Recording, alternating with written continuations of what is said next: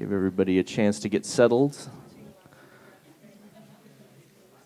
We are very, very, very pleased and excited to have two guests with us here who've both had offerings both together and separately at Fantastic Arcade. And they're going to mud wrestle for you today. Sorry. So place your bets. They both have, different strengths and weaknesses. I could see either one of them winning.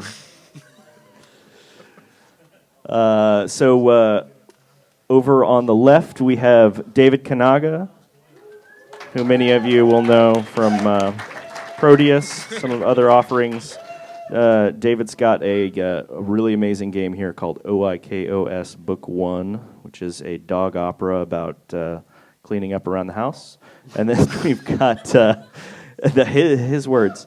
And then we've got Ed Key. Ed Key also worked previously on Proteus, and he is here with Forest of Sleep. Ed, are you going to kick stuff off? Sure. All right. Warm round of applause for both of our guests. And we'll start out with Ed. Where was I going to start? So I was going to talk a bit about Proteus at the beginning, or we were going to talk about Proteus, but then I wasn't sure if we had time, so we might, if there's still time at the end, might show an old build of that from before the release. Get up on the mic, though. Oh, yeah. Oh, yeah. So, should I just hold it? It's really weird over there. Does this work? Yeah. So we were going to start talking about Proteus, but then looking at the time, then maybe we're not. 3 hours. Yeah, there's only 3 hours, so we've got to pack it all in.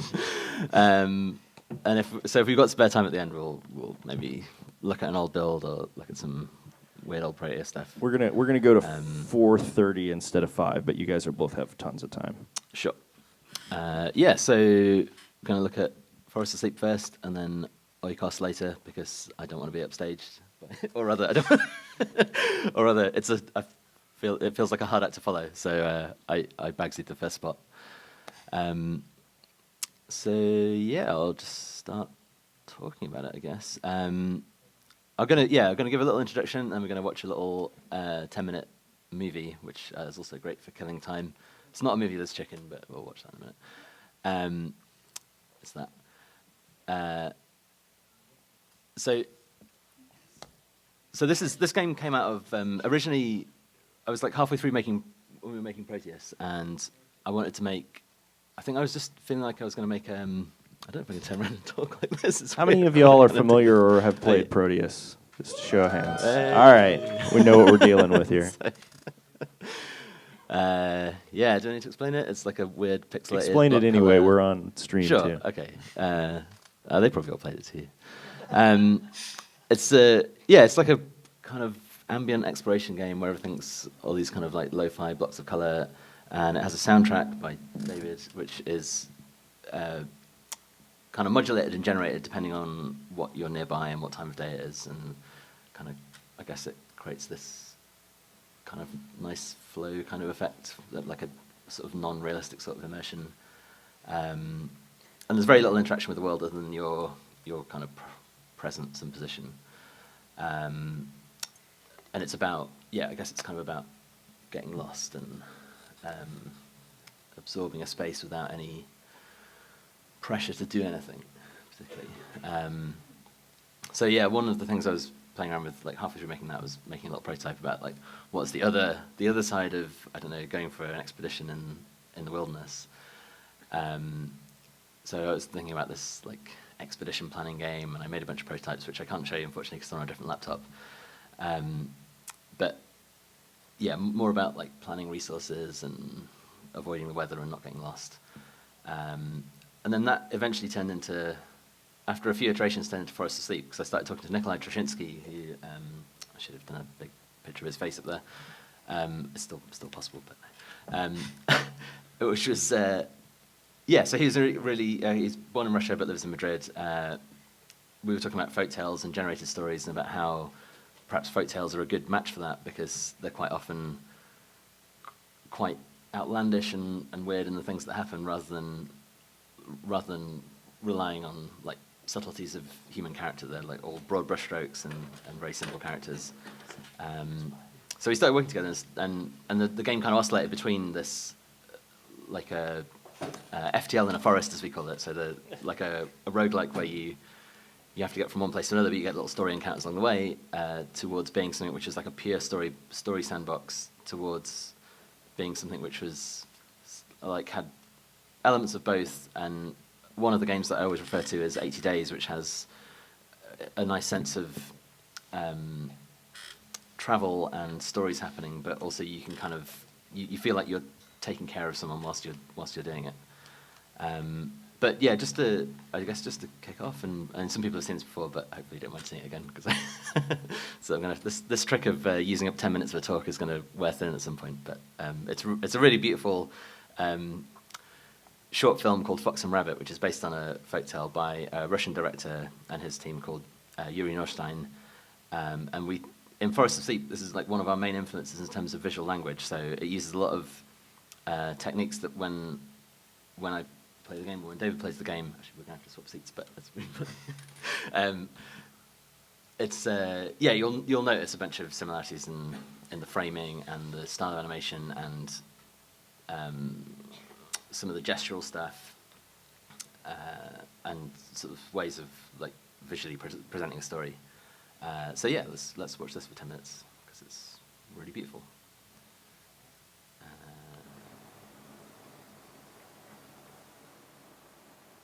Is this going to work? Why isn't this full screen? Where's the replay button? Where's that?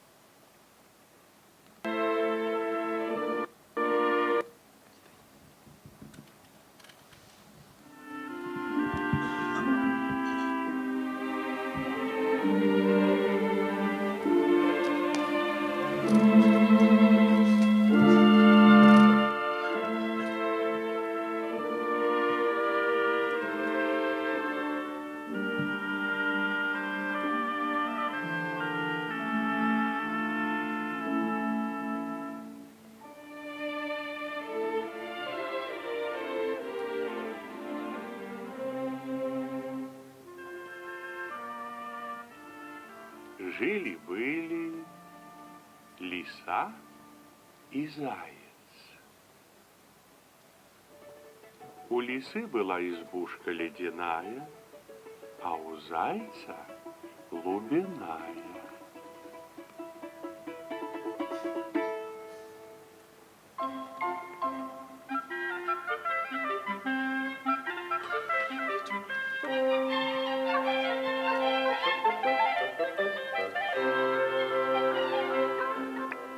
Oh, wrong way.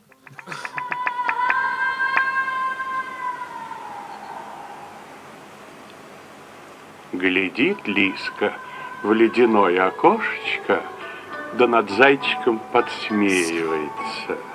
Ишь, чернолапник, какую лачугу смастерил. То ли дело моя, и чиста, и светла. Не дать не взять хрустальный дворец.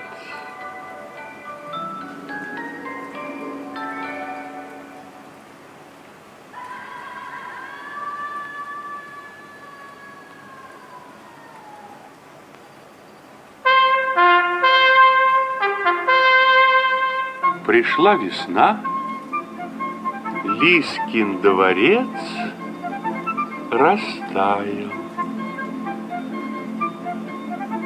И надумала она занять Зайкину избу.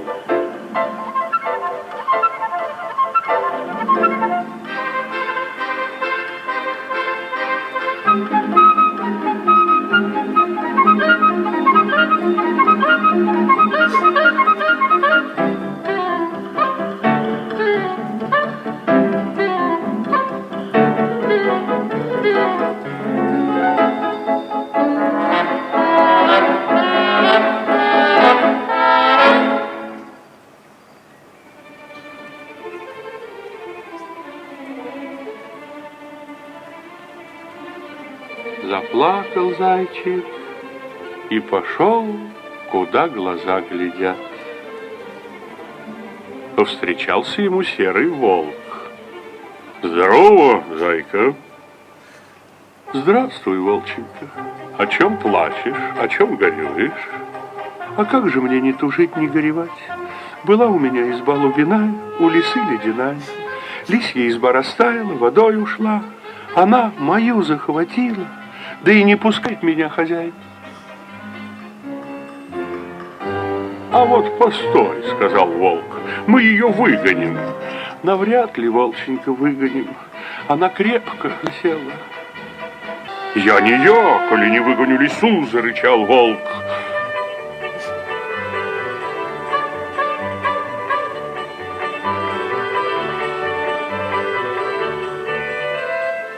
Эй, лиса Патрикеевна, выбирайся из чужой избы. А лиса ему в ответ: вот как слезу с печи, да как выскочу, да выпрыгну, да пойду тебя трепать, так только клочья по ветру полетят. Ой-ой-ой, какая сердитая, заворчал волк. Испугался и убежал в лес. А зайка остался плакать в поле.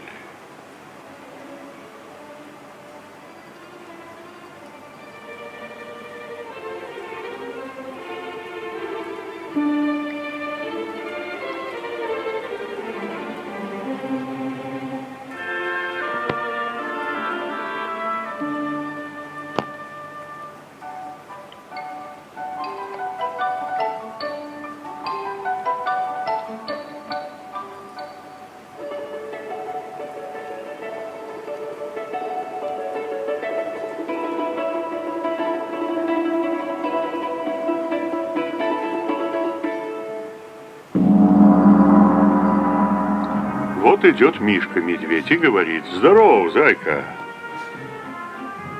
Здравствуй, Михаил Потапыч.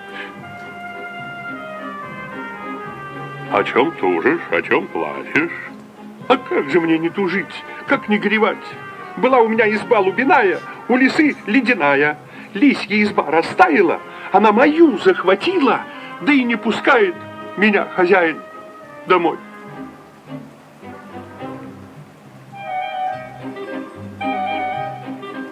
А давай мы ее выгоним. Нет, Михаил Потапыч, навряд ее выгнать. Волк гнал, не выгнал, и ты не выгонишь. Я не я, заревел медведь, коли не выгоню лису. Эй, лиса Патрикеевна, убирайся из чужой избы. Эй, лиса Патрикеевна, убирайся из чужой избы. А лиса ему в ответ: вот как слезу с печи, да выскочу, да выпрыгну, да пойду тебя, косолапого, трепать, так только клочья по ветру полетят. Какая лютая, заревел медведь, да и пустился в притруску бежать. А зайка остался плакать в поле.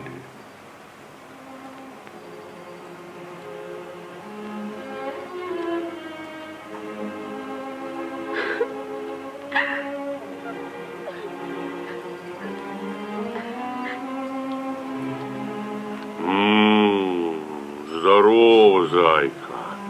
Ты о чем плачешь? Лиса мою избу заняла. А давай мы ее выгоним. Нет, быченька, не выгонишь. Ее уже волк гнал, не выгнал, медведь гнал, не выгнал. И тебе, быку, не выгнать. А я не я, коли не выгоню лису.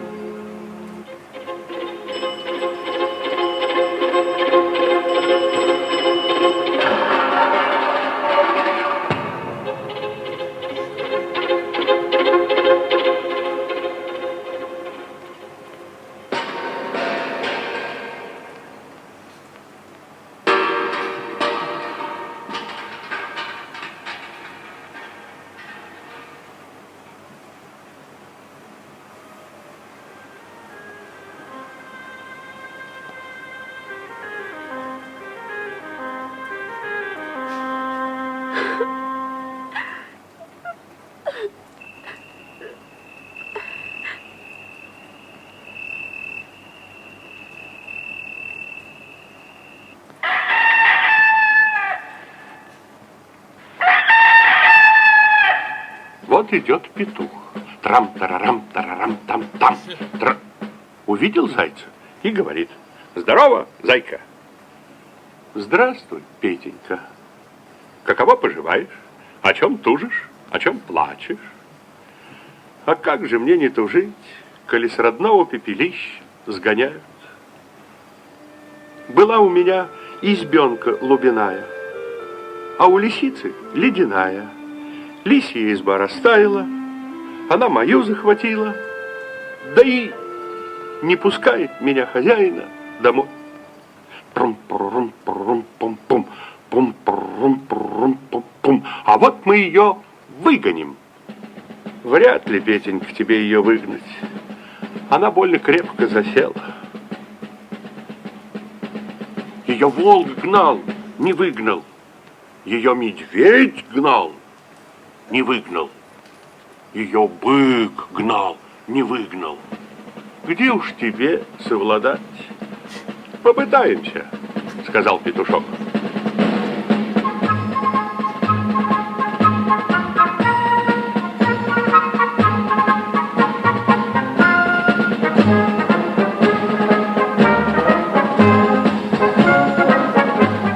Вот как пошли они с зайцем лису гнать, петух и запел. Идет кочет на пятах, несет саблю на плечах, хочет листку зарубить, себе шапку сшить. Выходи, лиса, пожалей себя!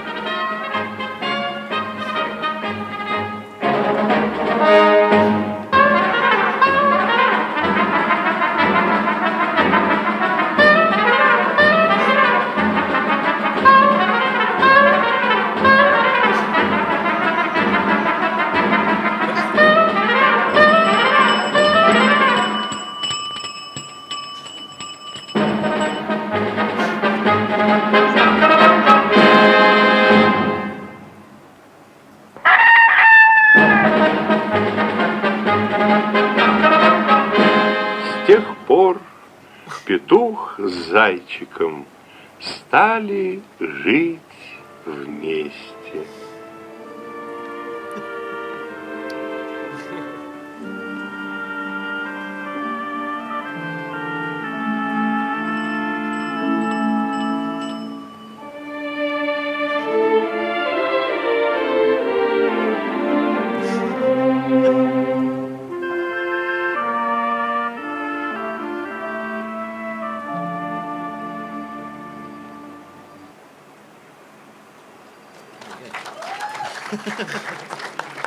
Go you in Norstein. And his wife and everyone else made that.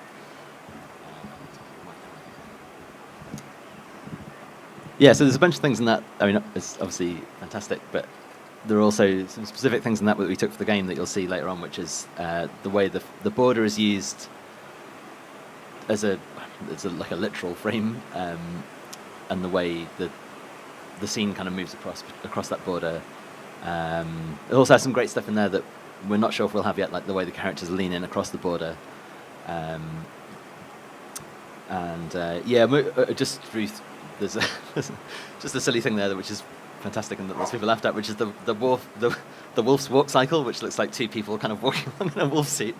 And all our, well, we only have one animal at the moment, or one character animal, but all our animals are kind of really basic, like humanoid shapes, so like humans with animal heads. But yeah, I'm still a bit like, maybe Forest of Sleep 2 will have like four-legged wolves that look like two people in a wolf suit. Yeah, another silly thing, which is that bears are pretty much always called Michael in Russian stories, and roosters are called Peter and other things. But there's the border and there's the inserts, and there's obviously that kind of old paper cutout animation style, and the mix of like decorative, like ornamental artwork and more. I don't know what the opposite of ornamental is, like more kind of painterly, more like scenic artwork. So we're kind of playing all these things. And then, just as another reference point, whilst we're looking at references, there's a bunch of Eastern European illustrators. So this is Janusz Stani, who's a Polish illustrator, and these are all from kind of the mid 20th centuries, and these are like one of Nikolai's main like stylistic touch points for this. And this layering up, kind of chaotic looking layering up effect is something you'll see in the game, and use of negative space. This is Józef Wilkon, who's another Polish illustrator. So these kind of like odd surreal compositions. And this is Stefan Zavrel, who's a Czech, is, I'm not even sure if he's still alive. Czech illustrator, mostly did children's books and book covers. And just, really beautiful kind of these like watercolor washes. And you'll see a little bit of that in the game. This is another Stefan Zavrel thing, and it's something that we were going to do for the in-game map, but we might revisit it. I don't know. It's really hard to do that in a game. We had some attempts at doing this weird top-down like squashed map. Like you can see all the trees. The trees on these roads or the beaches are kind of like splayed out, and then the city is in this really strange top-down splayed out perspective, and the forest is like a sort of cut-out piece of almost like wallpaper. Ed, the Twitch stream is saying they can't hear you, but they can hear fuzz from the computer being turned up.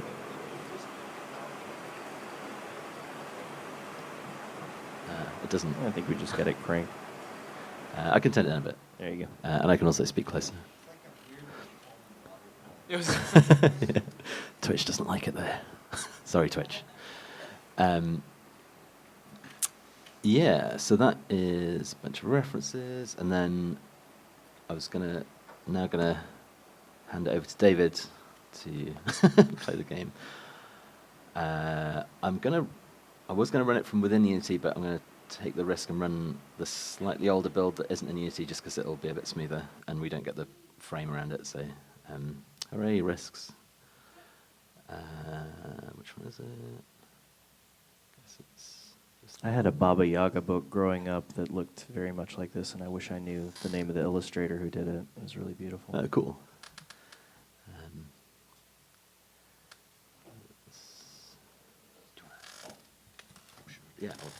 I'll scoot over this way.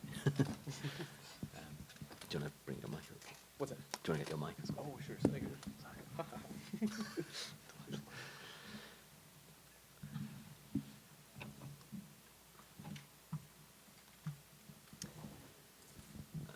It's fine. Takes a while to start up at the moment.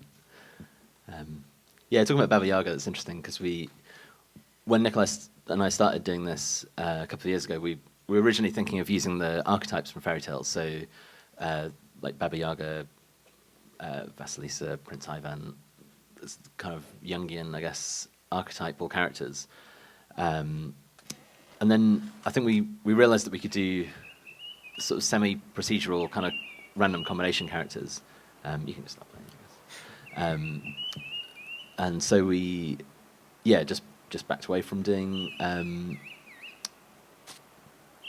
Like more literal. Yeah, so just, I guess, sorry, I'm getting a bit tongue-tied.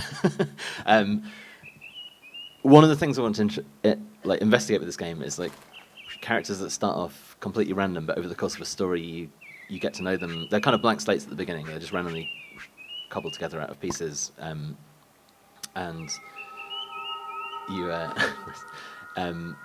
you, they become meaningful over the course of the story, over the course of your interactions with them. So, we backed away from using more literal fairy tale archetypes like the witch or whoever, but you could have a character which is has kind of like witch-like characteristics, and also means that we're not directly, like, even though it's inspired by these old Russian films and Polish illustrators, we're not directly taking from a single. It's typical David Kanaga picking the mushrooms.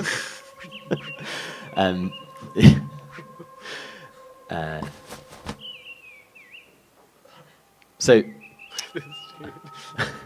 yeah, the reason they're kind of standing out there, so we don't have this full variety of animations yet, but they have happy, neutral, sad animations for standing and sitting around in the scene. So that's why we have like one set of each. So they're just kind of leaning around at the moment, lying in the grass and bouncing on one leg and stuff. But more of that. So you can see you've got that like screen to screen transition. Yeah, you should make them sad and then just punish them. Yeah. They also have some mushroom yoga. This is why you need a mic. Yeah, so you got the screen panning across. You've got the decorative art in the border and the more kind of painterly art in the middle.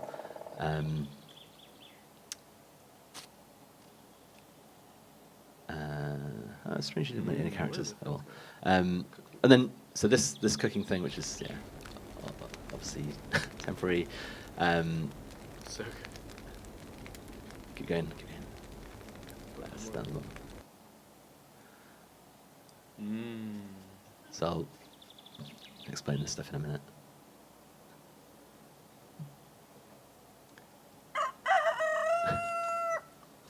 So that's our morning screen.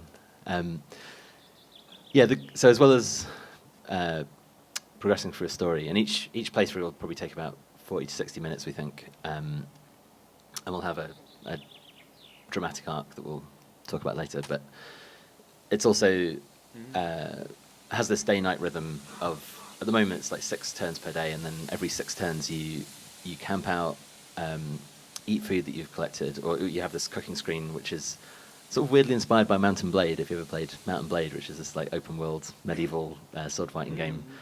But I really one of the things I like about the game is being able to have suspiciously looks like a Baba Yaga house. Yeah. Yeah, sure. There's a few things that are specific references, but not characters. So it's meted out by this day-night rhythm, and each.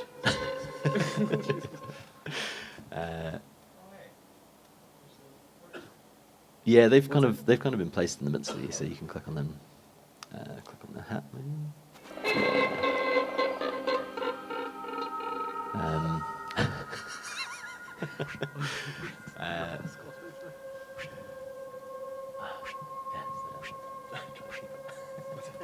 Slow down. What was I saying? I usually like to, lose my train of thought on my own accord rather than having it lost for me. So what's your agency in this? Are you playing as a single character, or just sort of there's multiple characters that you... Yeah, you're playing as a group, so I guess like taking from, let's say, computer RPGs, so in Proteus you were like playing as yourself, I guess, you're kind of first person walking around. In this, it's just going for the other sort of video game where you're at a distance and controlling the people in the scene, but you're kind of directing everything. Right. David finally done taking mushrooms and doing yoga in the woods. Now feeling the consequences.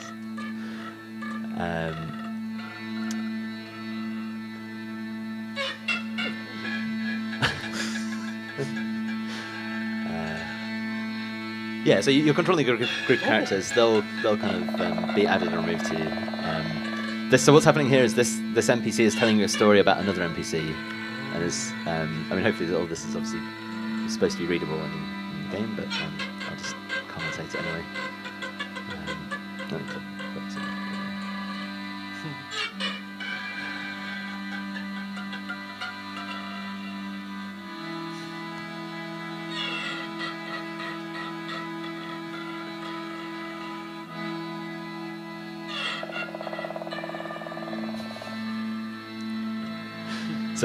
So yeah, they just told a story about how this other person who we haven't met yet came along and healed them, and then they left happily. So and that's click on one of these.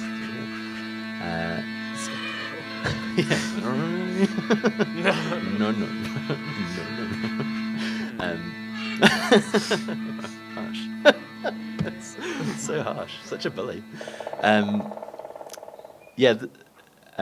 Whenever you interact with something, it's like a procedurally generated multiple choice where you have like one option for each character in your party, and you start off with 3, and if you might lose or gain them. And we're not. I guess it's like yet to be seen how it feels like when you've got one character in your party and you don't have any choice anymore. But we'll see. So in that case, when you're talking to a character, you're choosing a response. So these guys. It's the bear. And what's happening here is that the game is. What's gonna? Hey, it's you again. First anthropomorphic animal. Yeah, he's. So. One of the things we're currently working on, or rather, Chris Butler, who's an awesome programmer, is currently working on is Chrissy Boo. This is for Pat. And for Chris on Twitch. Hey, Chris. He's currently working on something where we just have a highlight that shows what's clickable more clearly than it does at the moment, because we're relying a bit too heavily on color changes and characters. So the palette at the bottom, that's showing the characters in your group and if they're like carrying something? Yeah. And these the apples in the middle, these kind of grow and fill up the board, and that's the amount of food you've got.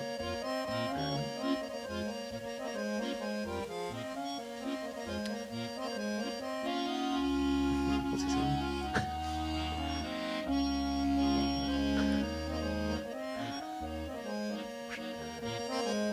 Get him to repeat it. You can listen to the music more. The music's beautiful. Could you turn it back up just a little bit? Oh, yeah. No. Oh, no, it's because we see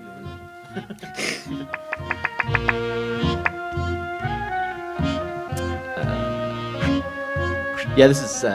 We'll talk about the music now for a bit. This is Hawk and a Hacksaw, who are a band. Oh, have I just turned the music up so much that I can't be heard over? That's a bit much. We could just listen for a bit.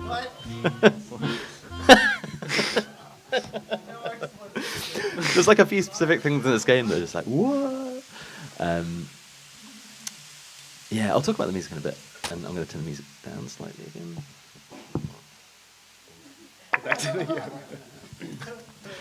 Yeah, you should totally make them unhappy.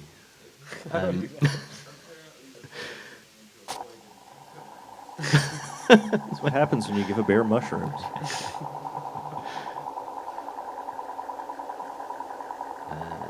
So you can't currently interact with the landmarks, but ultimately you will.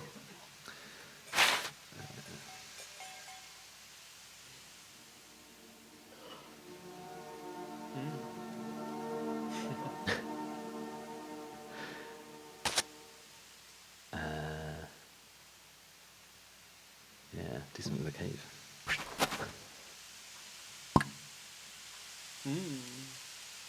That event doesn't quite work, but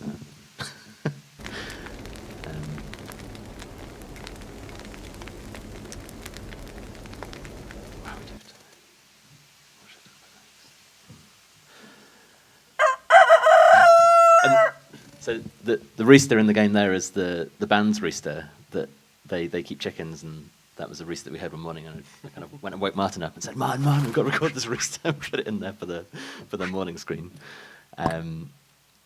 The band is Hawk and a Hacksaw, who are Jeremy Barnes and Heather Trost, who me and Martin went to visit last week in Hawk and Hacksaw and recorded loads of material with them, and kind of worked in their studio in the garden and met their awesome dog, who was on that opening photo if you came in there. I just got in touch with them earlier this year and just said, "Do you want to make a video game soundtrack?" And they, after being kind of a fan of theirs for about, 6-7 years, then it was really great to have a reply in 10 minutes just saying, "Sure."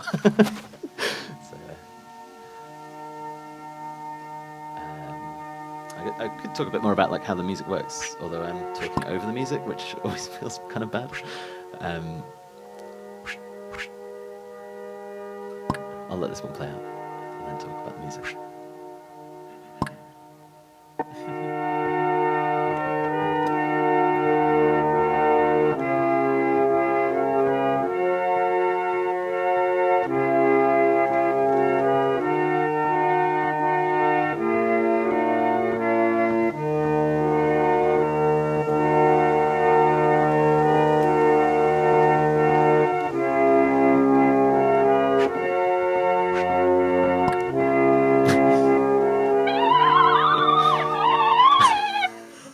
So this is so yeah. Part of the like the state the game's in at the moment is that like I was saying to Greg, I wasn't saying this live on stage, but part of our plan for the end of the year is to have like a act one of a story structure, so it really feels like it's like well paced and it's kind of coming in gradually.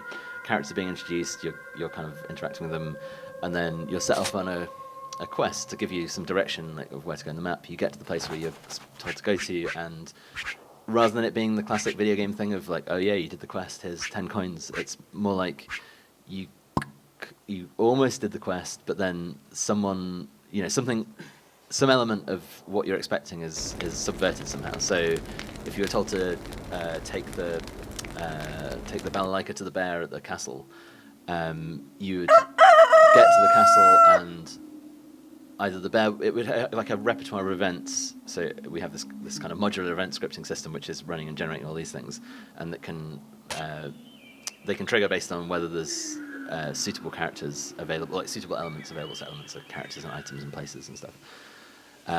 So yeah, when you get to the end of a quest, rather than finishing the quest, it can take some of the things you expected and remove one of those things, or kind of subvert one of those things in some way. So you might get there and maybe the bear is there but he's dead, or maybe someone else is there and they tell you a story about how the bear is like a horrible person, or you take it and the bear, I don't know, beats you up or something, or you on the way there you can kind of like self-sabotage these things in interesting ways. So you could like throw the balalaika into a ditch and then go to the bear, and the bear would, maybe he's angry or maybe he doesn't care, but something has to be introduced to kind of keep moving the story forward.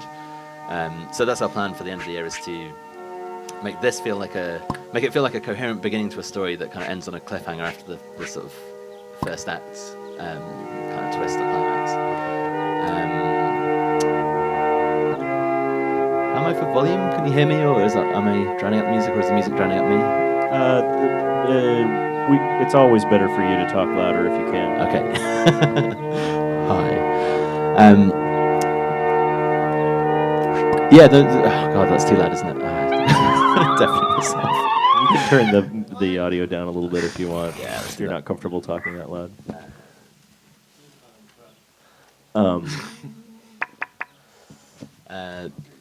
Yeah, so I've probably seen most of the things in there, but yeah, like so when we have these like really wild consecutive chains of events, that's because the game currently doesn't have any sense of pacing or moderation, and that's the kind of stuff that it would bring in later as you kind of like, it would build the player up to that. So early on, it would be a small sequence of events rather than just like they told me a story about a weird thing that I didn't understand, and then they kissed me, and they turned into a rabbit, and then I was sad, and then someone disappeared, and yeah, it's kind of gets overexcited at the moment. One of the things that I really loved about Proteus was the ability the sort of postcard feature that happened. So the ability to sort of like share the scene. Seeing as this like really kind of delivers on the promise of a video game as being more of a story generator than busy work. Yeah. Are you guys envisioning any way of like kind of sharing the stories that you create with this? Yeah, we talked about it a bit. Not sure how it's going to work yet. Like whether you can, because it already like logs everything that's happened in the game, and there's going to be something within. So it's a bit of a digression, but there's going to be something within the game where, in order for you to help make sense of the things that you've met, we want to do something where. Wait, what? So. Yeah, shout out to Nikolai for all this like amazing scripting and all these animations. It's really great, and also to Martin, who's over there. So I'm really digressing off. This is a digression off a digression. I don't care. Yeah, great work, Martin, on the sound design and the music engineering, and yeah, Nikolai for the animations, and Chris for the coding, and Hannah for producing, and yeah, everyone. Yeah, sharing stories. Yeah, so there's something within the game where, on that campfire sequence, I guess I'll show a little movie mock-up of one of the things we're planning in that. But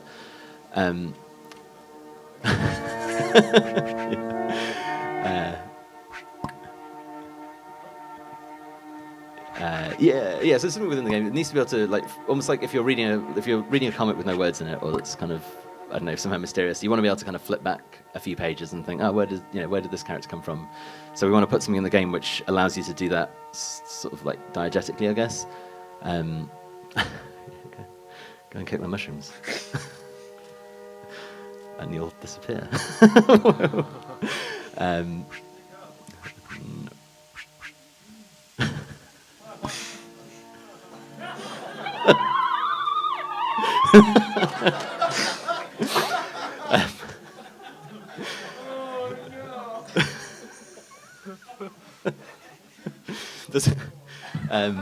This is really hard to commentate this because there's a lot of random shit happening.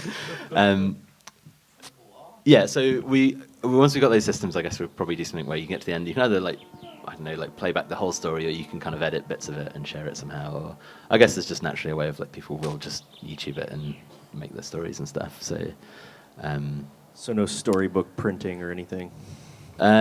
Sure. That's a deal. You know any wealthy what at least yeah, so this is financiers? good. You are seeing these characters repeating now, which isn't. It's like, give me my booze back.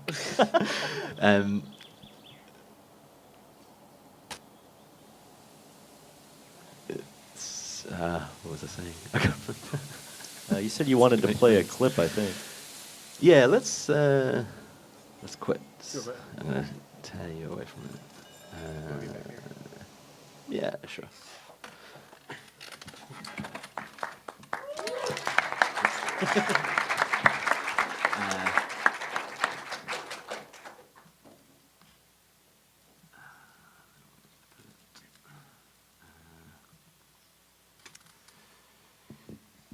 Yeah, one of the things you do around a campfire is tell stories. So, like in the same way that you see that, and this is like super obviously doesn't exist in the game yet. You see those NPCs where they start telling you things about another character, and anything they tell you, even if it's a lie, those relationships carry over into sort of the real world where you meet someone. So if a character, say if there's a bear and a witch, and a character comes up to you and tells you that the bear and the witch are in love, then you might then meet the bear and the witch in a kissing in a clearing or something, and then going their separate ways. And that also will hold true for player story creation. So when you're in this campfire scene that we saw a mock-up of earlier, so this is, I'll tell you what, I'm also going to pop up some fancy GIFs of characters eating.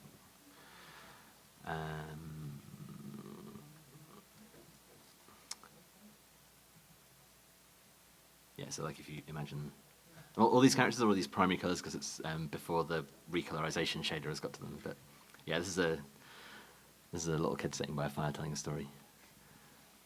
So you have like a shader on top of everything that sort of unifies it? Yeah, well, it recolors everything and then puts everything on top of the paper and roughly tries to make it look a little bit handmade.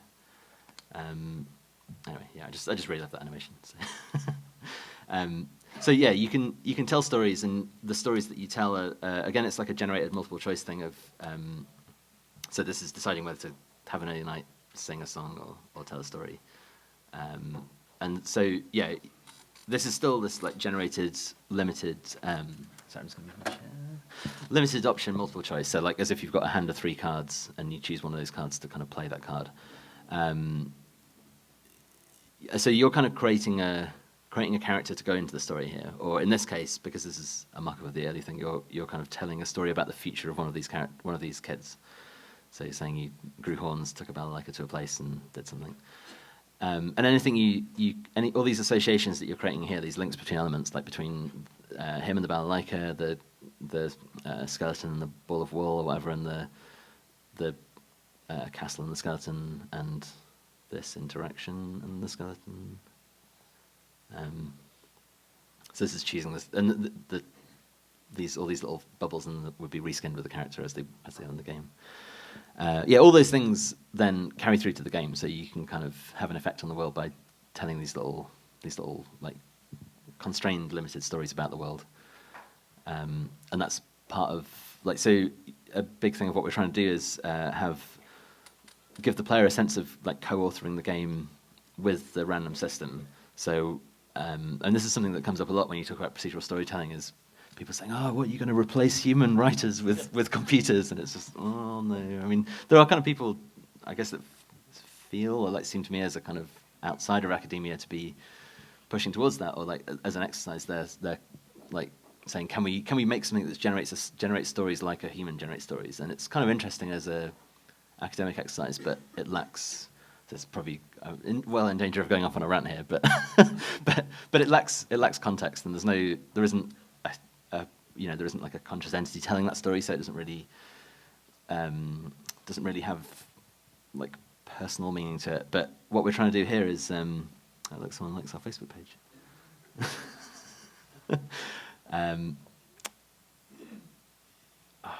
Maybe I'll not be online just in case someone kind of like sends me a message. So we're doing something where we're sort of trying to simulate like playing a pen and paper RPG solo, but without any of the again, it's not trying to like replicate that whole experience, but we're drawing from that of like trying to make something which is like improvising with yourself through the medium of this system.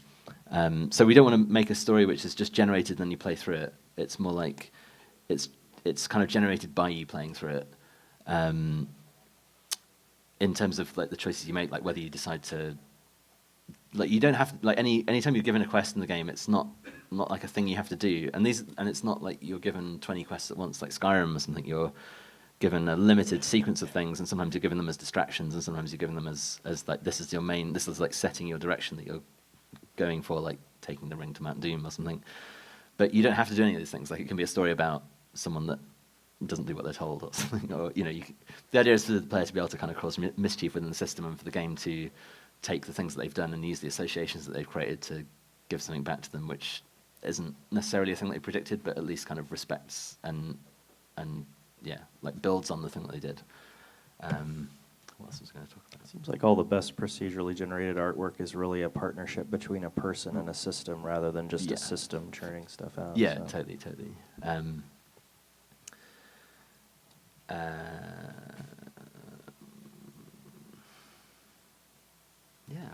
So how are we doing for time? We're good on time. You can keep going if you've got some more stuff. We can also take some questions from the audience. Let's take questions. I can also just like stop bringing up random mock-ups and Eduardo, I'll get you next. I'm going to get you first. Hey, I really like the music, and I know you started to talk about who made that. Like, it sounded to me like that might have been I think the name's like the Beyond the Russian Accordion. Like, what's the background on the music? Are those actual Russian? Ethnomusicologist. Hi. I haven't heard of a band actually, but I mean so the band is Hawk and Hacksaw. It's Heather Trost and Jeremy Barnes. She plays the violin and sings and does a bunch of other stuff, and he plays mostly accordion. He's originally a drummer, but I could have looked at the pile of accordions and looked at where some of them were from. One of the piece of music you heard, I'll tell you what, where is my... I'm going to go to the folder of game music and play some stuff.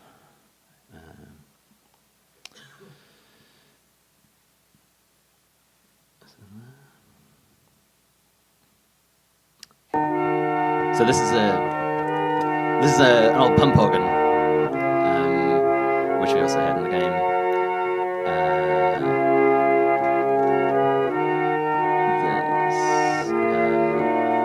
It's a lot from, like, I guess,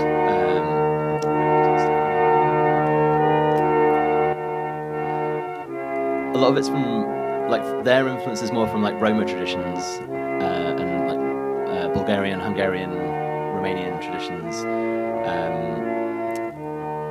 And so I guess, working with them was ended up like broadening up our cultural palette a little bit. So originally we were talking about specifically Russian folktales influence. So we'll probably like still try and get some Russian elements to that music, but you've got this, which is I don't know what this kind of melody is from.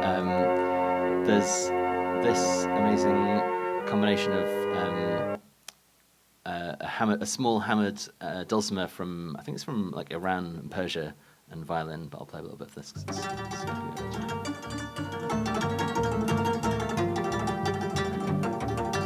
I have another question up here, which I bet is probably going to be about audio as well. Oh, actually, it isn't about audio. Hey. But all right, so I guess I'll just go ahead. So it seemed like very interesting that every character that you would meet would turn into something else. But I guess I didn't really understand why that was happening, and I was wondering if you could talk more about that. Sure. I mean, I don't think that'll happen as frequently in the game as it does that now. was just but the random number generator gods decided to transform a bunch of people into stuff. And also that Nikolai, when he was authoring his events, was like, oh, I can make things transform, and just kind of made loads of them. I mean, definitely will happen, and shape-shifting is like, for sure, that's a common motif in folktales. So it's something we deliberately have put in. But it just happens way too much at the moment. It's actually one of the kind of creepiest, worst things that currently happens in the game, and then we'll have to kind of block it somehow. Did we see characters kissing each other? I think we did. And that's so one thing we thought was that we should stop adult NPCs kissing the child player characters because that's kind of bad. And then the worst thing that happened to me, I think yesterday when I was playing it, was. And so like the frequency at which they do certain interactions is just like a list of like preferred dialogue, like preferred actions. So you get kind of Joker characters and mean characters and things. But yeah, the worst one was a kid kissing our kid, and then that kid turned into an adult, and that just that was not good. So Coming of age story. Yeah, so we just need to stop it doing certain things because that's kind of again, it's a classic procedural generation problem of you give it a bunch of random things, and sometimes the things it makes are kind of not what you want in your piece of art. So so they changed a lot at the moment just because the story system isn't paced and isn't regulated, and it just kind of strings things together. So you get a story being told and then the character transforming and stuff. Let's go ahead and switch the tech over to David, Sure. but we are certainly able to take more questions about Forced to Sleep, David. And we can also switch back later if we've got time and stuff. Let's yell it. Yeah, you mentioned early on playing. I think you were saying that you were playing more like resource-based elements of storytelling. You Yeah. mentioned FTL. Curious how you explored other mechanisms, like, are these characters going to have resources that become a part of the story? Is failure going to be more a part of the story? Were there other Sure. types of systems that you threw out along the way? Question for the stream was about different systems for generating the stories and switching over from a resource-based or other different methods. Sure. Is that Davey, by the way? Or is Yeah. Right. It's kind of like blinding orb of light asking a question It's in Davey's God. voice. It's fine. Right. So FTL is great, but the stories it can generate stories over like short term things, like generate interesting stories at least of like a dramatic escape where you kind of defeated a ship at the last minute, but then it tends to just kill you on the next screen because you've got no health left. And we still have a resource system in the game, but we probably don't have the idea of failure until the final part of the story. So you currently you have food, and you have to kind of make sure you collect food and feed your characters every night and cook a nice meal for them. If you don't do that, and if you run out of food, then it's early on in the story the game will give you. It will tend to not. It won't just make you fail and die of starvation. It will be like another character, like an NPC appears and helps you and requests you to do something in return, or something like that, or gives you some obligation, or it's a way of moving the story forward rather than just a kind of record scratch and then it's the end of the game and start again. So the overall game would be.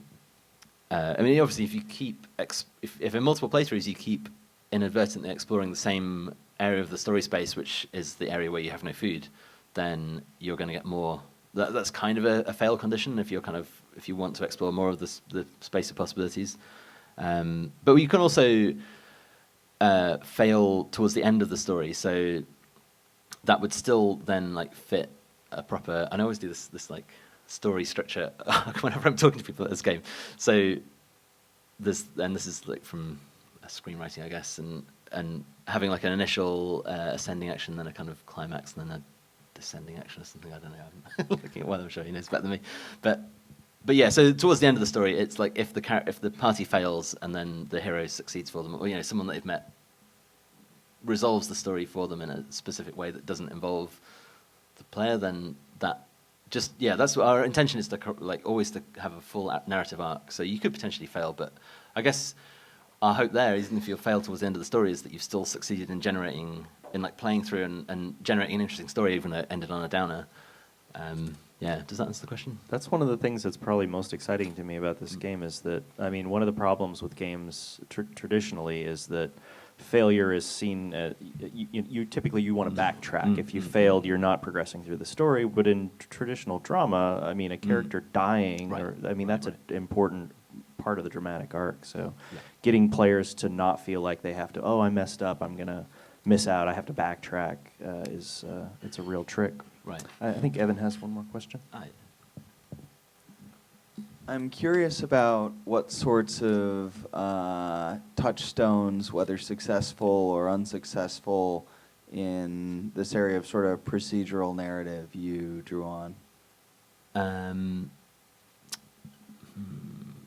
just as an example to kind of cue that, I recall playing half a game of Arabian Nights with you. Sure, and yeah. that's something Yeah. kind of like conceptually. Yeah, there's a board game called Arabian Nights, or Tales of Arabian Nights, which is a really fun, kind of flawed, big sprawling board game of like, it comes on a big world map and a giant book of paragraphs, and your character has different like statuses and things, and they affect like the choice in the paragraphs, the choices that you make in those paragraphs, the other big games, there probably are like more. Trying to think of, there's probably some like really impressive procedural generation of stories that I couldn't name, but there's some other games that the games. The Jorg is really like one of our influences, and 80 Days. So both of those, they're not I guess they're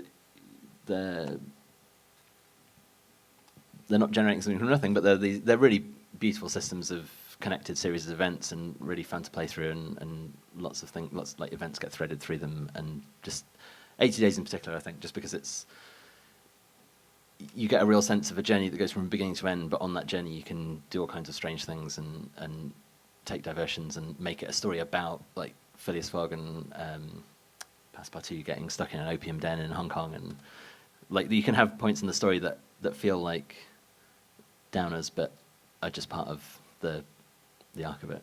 We have one more question here. Have you considered moving away from resource systems entirely? Like, I know you talked about how you started maybe a little bit more resources. Yeah, we did. I kind of accidentally did, because me and Nikolai were talking back and forth about this, and there was a point where we couldn't. We've stripped it down so much that it's just this. It's like a single number that goes up and down. It's 4 numbers. It's like the resource for the party, and then the mood of each individual characters, which is essentially just like 4 hit points for each character. It feels like a useful thing to hang stuff off, to have that there, and a useful thing like a bit of sort of pleasant, busy work to feel like you should be doing it and should be taking care of these characters. There was a version of the game where we were talking on over email or like Skype or whatever, and we were kind of flipping back and forwards between something which was much more resource heavy and had no resources at all, and was much more of like a much shorter scale sandbox, like story sandbox, and that. So there was a point where I took all the resources out and then said to Nikolai, like, I've taken all the resources out, are you happy now, kind of thing? And he's like, no, I didn't mean to take all the resources out. So it was just a kind of classic project miscommunication thing of like what we're trying to make, and then eventually this is kind of that's like our current level of where we've kind of zeroed in on. So yeah, it seems like a useful thing, and like it's definitely not intended to be really heavy on, like it won't feel like that's the thrust of the game, but it's just there as a little lever that the game can kind of exert pressure on you, and you can push the game into a state that's different. Before we move to David, I'll just ask the obligatory, is there platforms in mind and release date in mind? Sure. It's probably going to be PC and Mac and Linux first, and then tablet after that, and then possibly console if that makes sense. I mean, obviously it means redesigning a bit, redesigning the interface or doing like a pointer interface on a console. Release might be like mid 2018 if we're lucky. And yeah, you can go to twistedtreegames.com and then click on Forest Asleep, and there's Twitter and Facebook and email mailing list links. So Awesome. Well, everything we've seen so far looks amazing. It's already incredibly great progress. So, round of applause.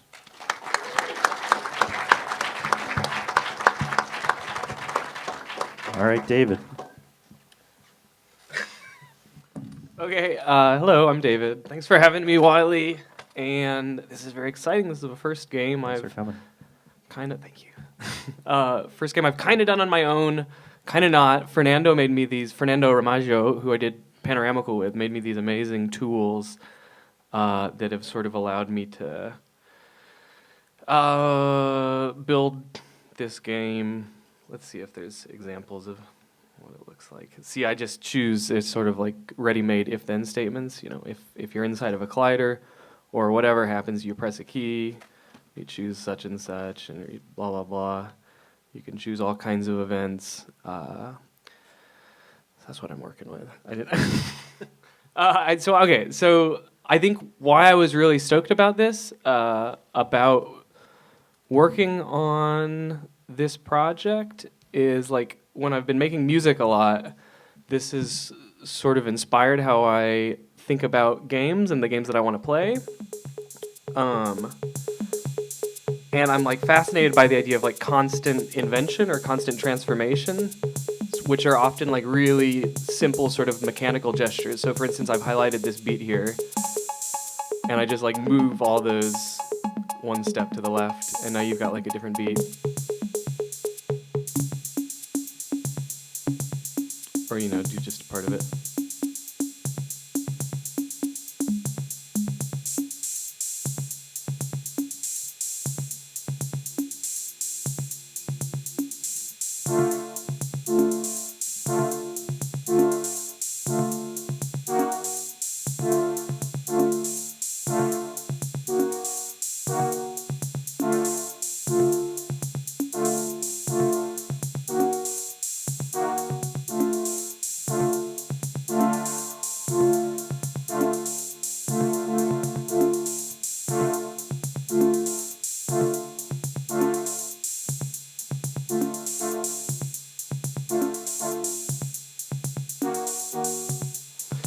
Etc. So like that's something that's really interesting. Like, yeah, I don't know. So basically, like in music, I feel like it's possible to get into this state where the musical space that's being navigated is just sort of like a landscape, like Proteus or whatever, and it's always just a very simple step away to the next variation or whatever. And I think it's possible to sort of fall into a river of like constant variation, constant invention like that. So that's what I was stoked about with games. Now opera, so I made a dog opera here.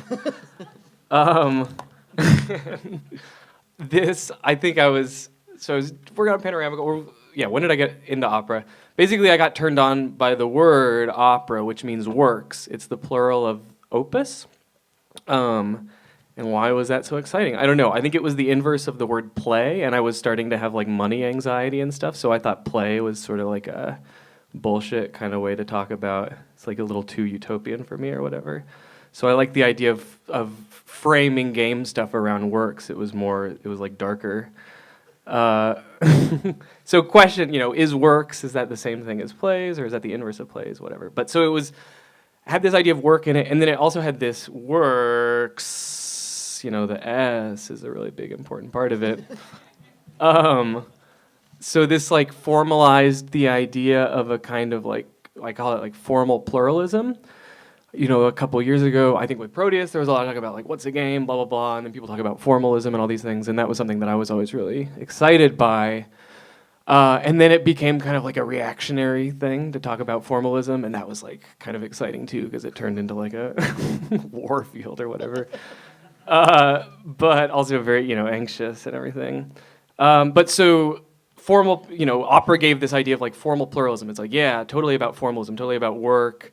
And I'll go more into what that means for me. But it's like works. So not just work, it's like about multiplicities rather than unities. And so that was a fun thing too, because I was using unity. And so, right, I don't know. Wow, I'm sorry. There's all these sorts of corny things that like I think just like in Ableton, I like a chord. I like how 3 notes sound together. I think a lot of times with these concepts, it's like there's sort of like chords of concepts that resonate in different ways. So, I don't know. So opera, right? Works. Let's talk about different forms of opera. So the game is called OIK OS, tentatively, maybe, which stands for the OIK operating system, right? I'm sorry, it's terrible. But what is oikos to begin with? I just put the space in between there, the oikos. Oikos is the root of this eco that we have in ecological and economical. And so that's what I'm considering as like the first sort of like ground forms of opera that exist, even that existed, long before humans or whatever, or at least this ecological opera existed long before humans. And now we sort of economize our thinking about what the ecology is when we talk about like thermodynamic work cycles, and we talk about how every change of energy is called work. Things do work, drop this and it'll hit the ground and do work and shuffle up the carpet or whatever. So like everything is work. That's like the sort of cosmology that is generally accepted by like atheists and stuff. And so that's cool. Also very dark, right? So I call that like ecological opera or whatever. It's work in the sense of the physicist's work. It's like a theory of everything. It's a cosmology. Then there's economic work, which of course is like how we're all trying to make money and live and get jobs and all that kind of stuff. And that is, I consider, these are like, kind of like the two, I don't see how things could be broken down more than this. Like, it's like raw energetics and then sort of like coercive, borderline like metaphysical power dynamics of like, giving rules to something to follow, and like, what is a rule? I don't really know what a rule is. I think I thought about that a lot, because we'd say like, Proteus is a game without rules.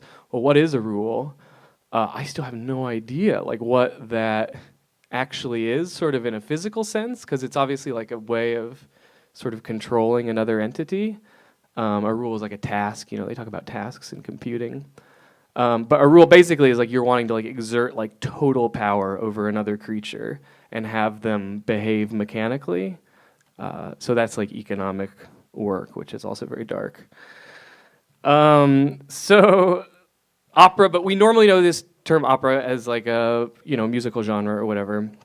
But I want to, before getting to music, I want to start there and then take this idea of why it's called opera is it's works in the plural, and we're used to combining or it's basically combinations of different sense modalities and different forms that are combining. And so multimedia is sort of the like, new way of talking about that doesn't sort of embrace all the like weight of opera or whatever. But basically that's the idea. So okay, here's all these other forms of opera, which I could play some videos of. Do you want to see opera videos, or like should I rush through this and play a game? Horse opera. Horse opera, okay. I would love This that. is our second chance to try and He force sounded not Akira into to it. sing opera. Okay, so I'll skip over all these kinds of things. There are all these different kinds of opera, not just Western opera, but there's the Chinese speaking opera. I talk about the decadent Western opera, which is this like total artwork idea, and there's all kinds of cool stuff around that. Like this Armory Schaefer opera called Patria, which is a big opera cycle. Like some of the operas in it like take a week to perform. They're performed like on lakes, or there's one opera that's actually like a garden that is like every year people go back and tend to the garden together, and that's the opera, which is very like labor oriented and eco oriented. So horse opera, yeah. So I actually didn't learn about horse opera. I was calling this thing a dog opera just because I found a good deal on a like $60 pack of dogs on the Unity asset. I on the on the Unity asset store.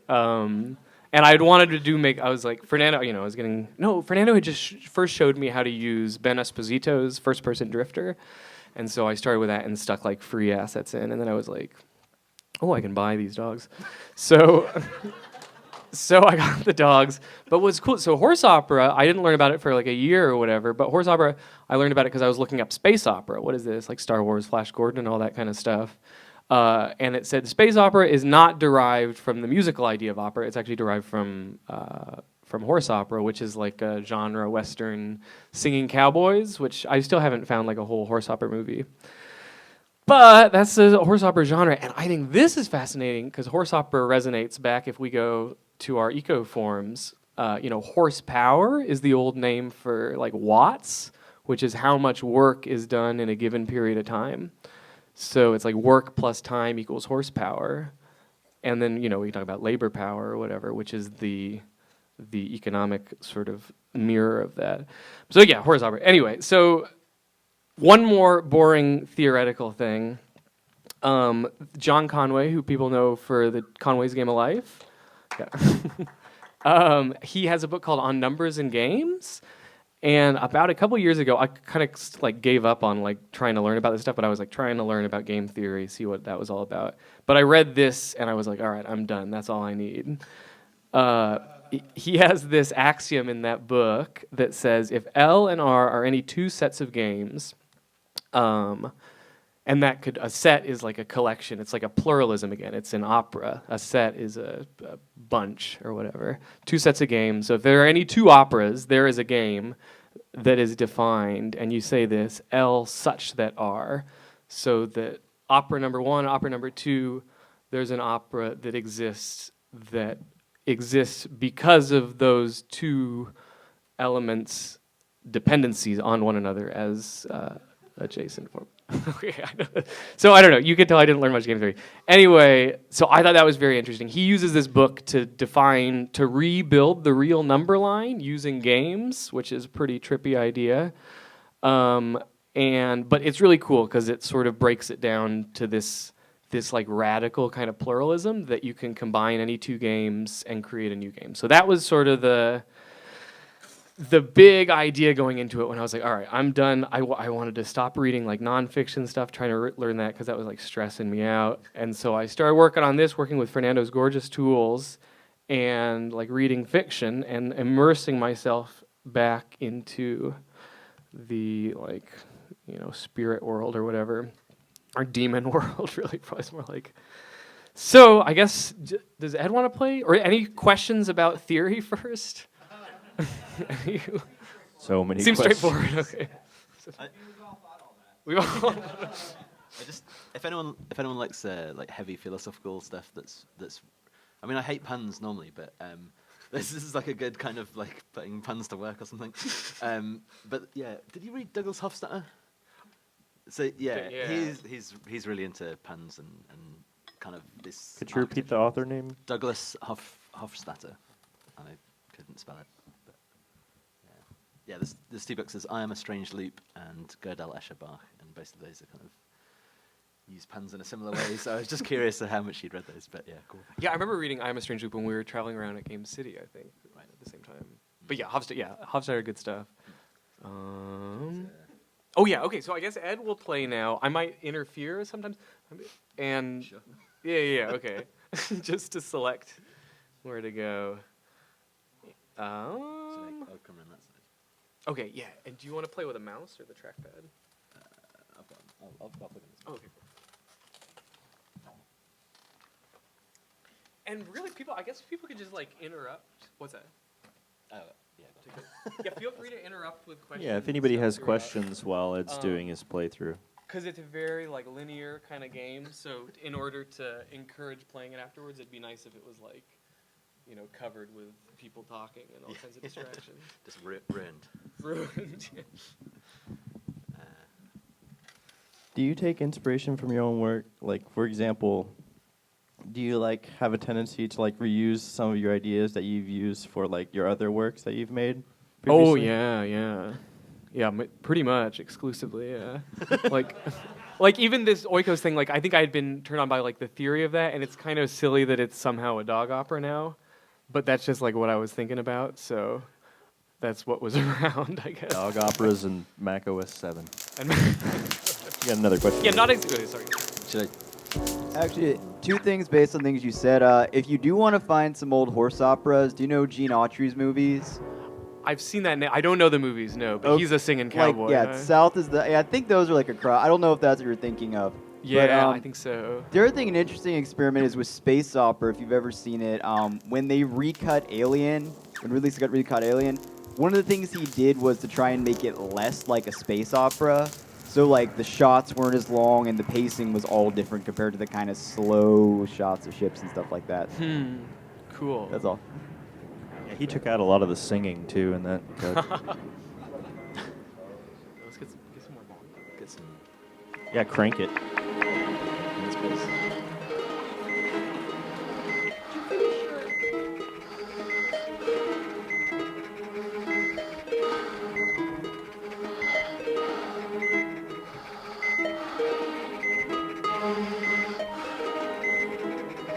Never seen it from this angle before. Oh, here we go. It's fucked up.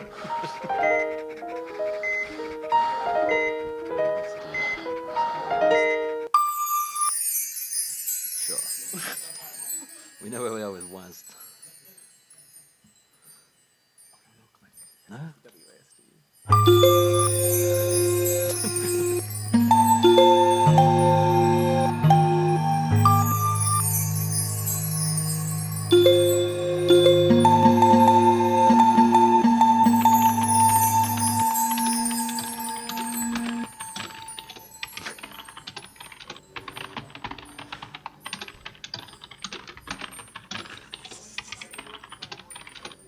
What's that? Yeah, Sorry. you've really sold out. This is very conventional stuff. I thought so too, because I was using. I mean, I kind of did. I thought it was, it was using all these sort of AAA graphics and everything. Yes. but- Yeah, yeah. Double. We were talking about this earlier about like if you were going to do a book 2, and you were saying you're going to like explore a different aesthetic, whereas this aesthetic is Yeah. primarily the AAA video game aesthetic. Yeah.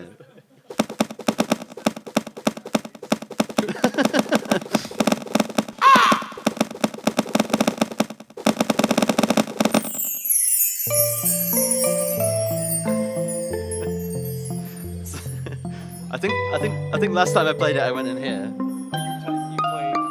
Yeah. Should I do that again or something else? David, if you could release this as an actual operating system, I think the world is ready. Some gems. Oh, you can push the gems around. I push one gem around. Okay. It's kind of. It's a little bit squished too. It's normally. Yeah, it's basically the perfect user experience. So, I don't know, should I? What's on the to-do list?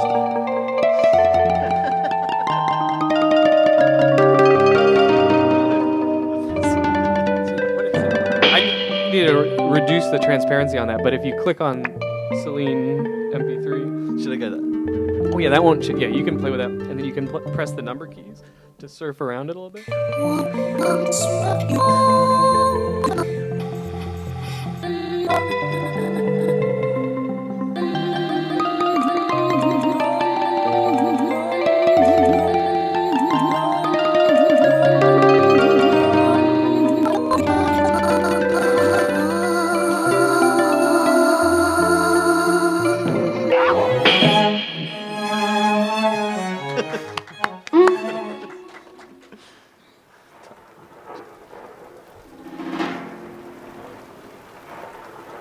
What's that?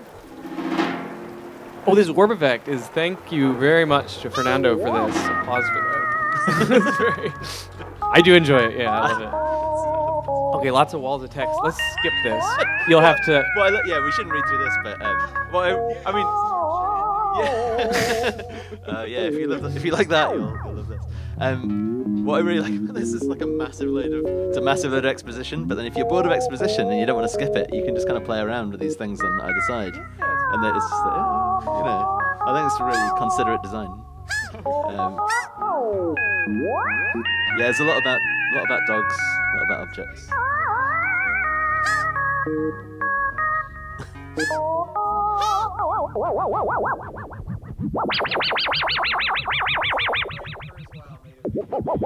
No, it's not. I would also disagree.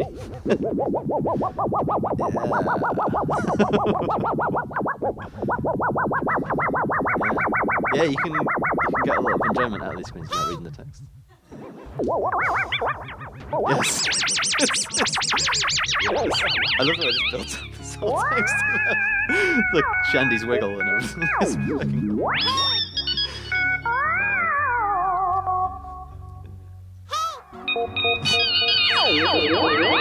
First appearance of copyright content.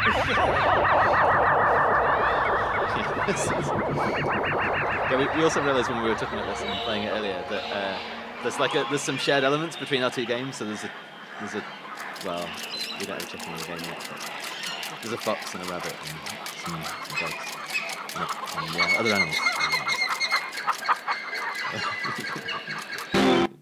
Oh no! Oh, did I break it? Bug. Okay, It's fine, actually. So I think all the sound cut out. Yeah. It's more sinister with that sound, I think. Yeah, so that's fine. Okay, I think this is a good time to You want to interfere?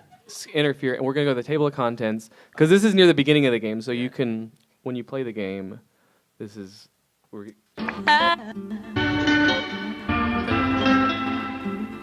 It's back. I guess we could do a little more. Is it just? No, I think it happened with I'll go to the table of contents.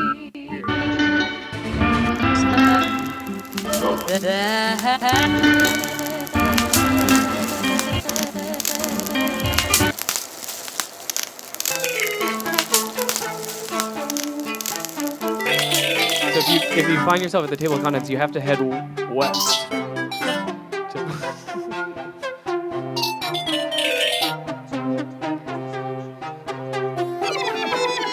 Oh, well, if you read the text, that there's a planned adaptation for a big festival happening in the year 2100, and the dogs are warming up their development skills to prepare for that. So, But it's kind of tragic because none of the dogs are going to live long enough to see the finished that's product. right. Yeah, their children are promised like jobs in the future, Where should I go? but we're gonna skip Act 1 since that's the easiest part to get to, and go to how about maybe start at scene 7 of Act 1. Or let's start at scene 6.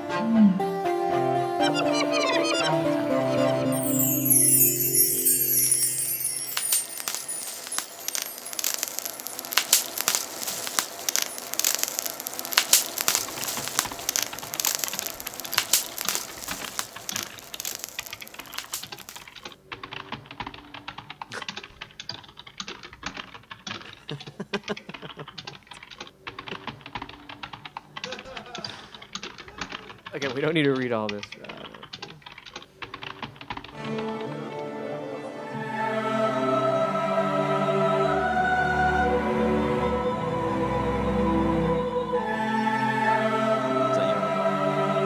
that where you get the game? That URL.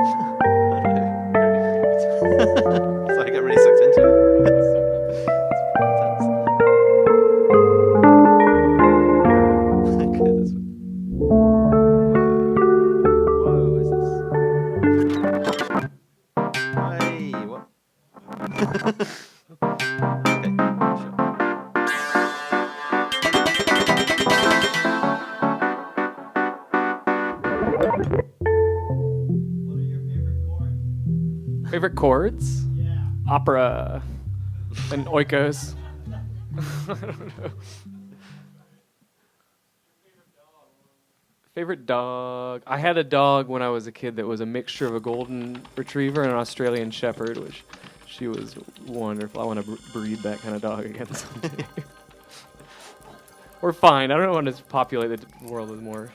One amazing fact about dogs, did you know that 75% of the dogs in the world are like free agents? They are not pets? 75%. Domestic dogs. Are not domestic. They're like... They're just Including like, wolves. not including... Well, that would make that less impressive. Sorry. I think they're... Yeah. But because wolves and dogs can mate. So here's the dog's office. Yeah, wow. Working on Unity.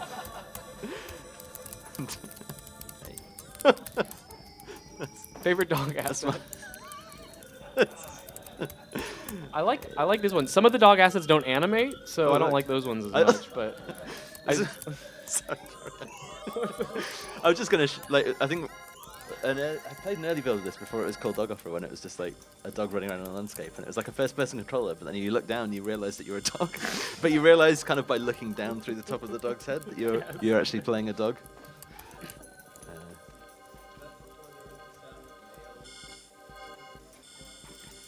Oh yeah, no nails clipping. That's a good idea. I think you could talk to some of these dogs with T too, but you can also maybe not. Theirs might be broken. Oh, hey. I haven't played this bit before. You haven't played this bit. No.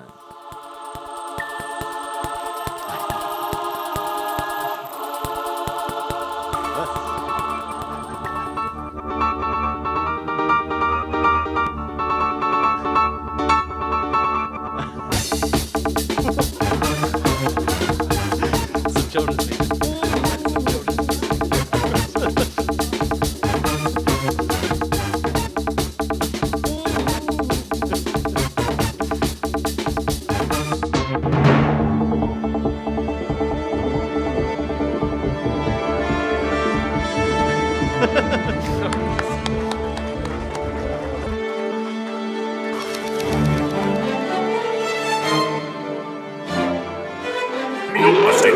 Hai capito? Ho capito.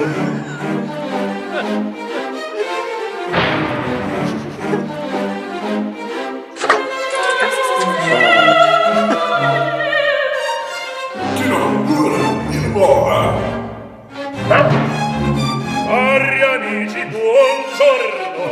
Seguitate a stare allegramente, seguitate a suonare buonamente. Ma sposo io per servirla, bravo per servirla dal tuo, basta che sia marito.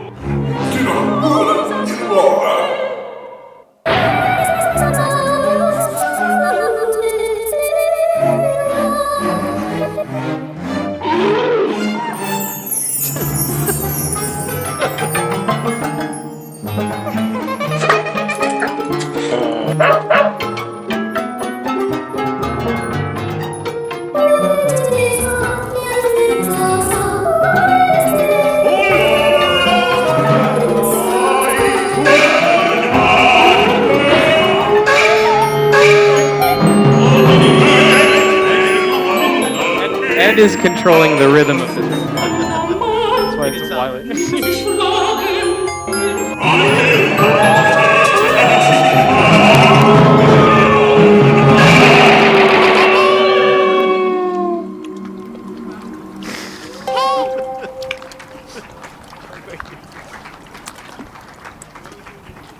No, you.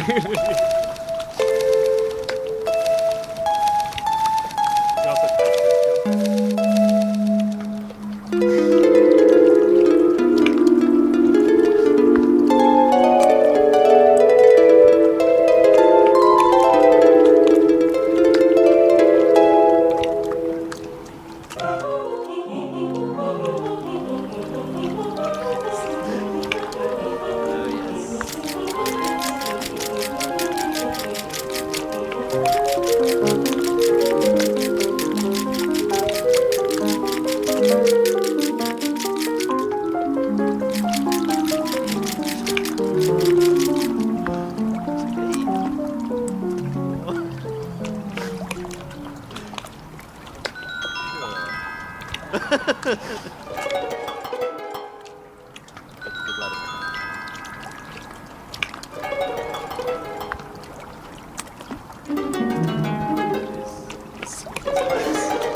are some legs.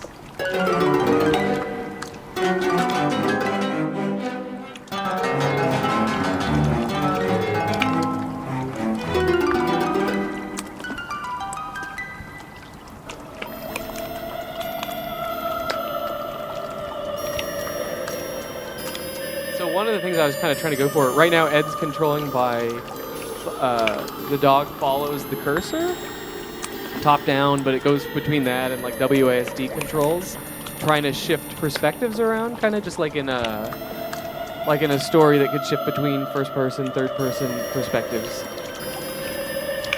Trying to have fun with something similar like that.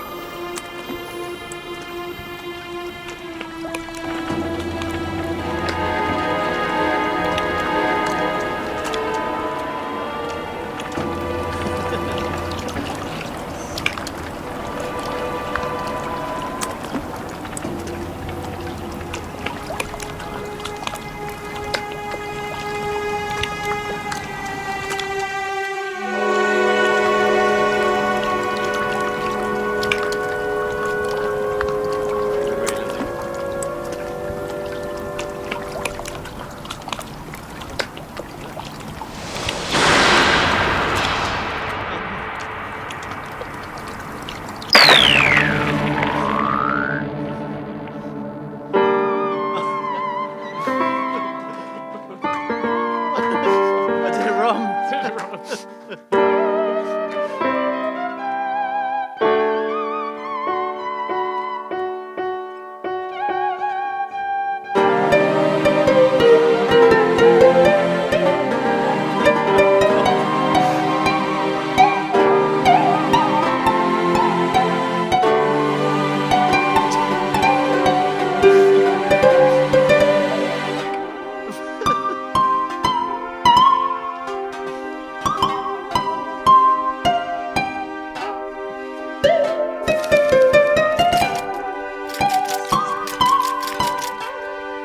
What the heck? In a way.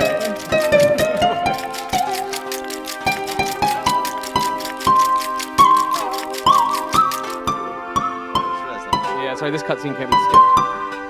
But you can walk during it.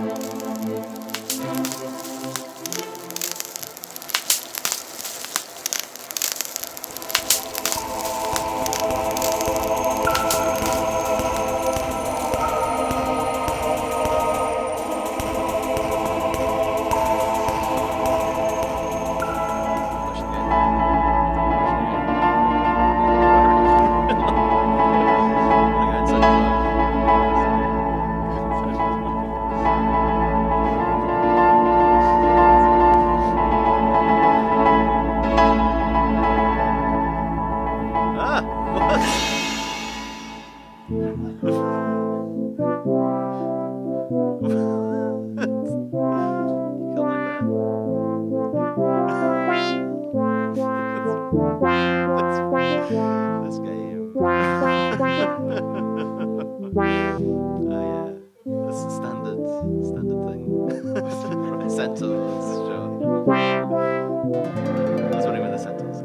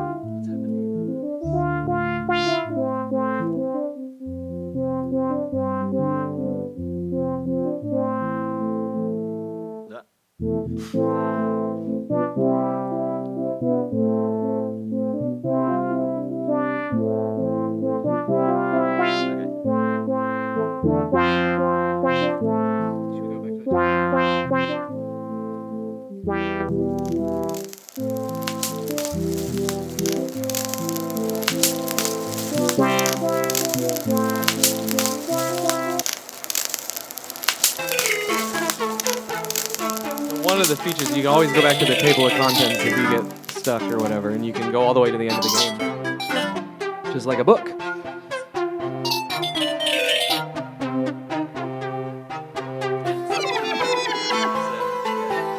I love so much the way the table of contents is a level. And I think previously that's the one here kind of spawned on the table itself, and you just realise that you can just kind of go off and explore off the side of the table of contents. Quite a lot of Yeah.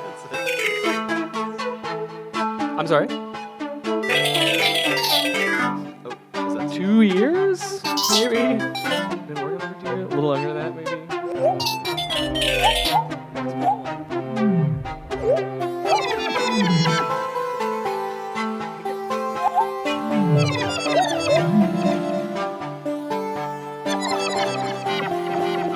click and press X.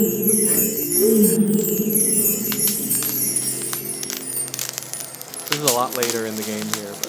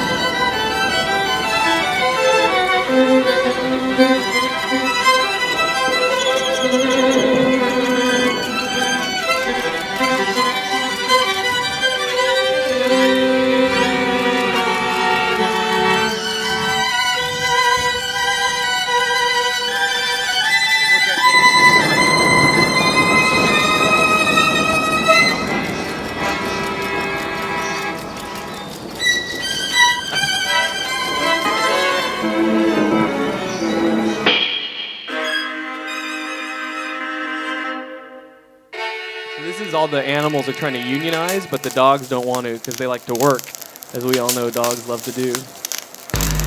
And so now we're having a discussion about that.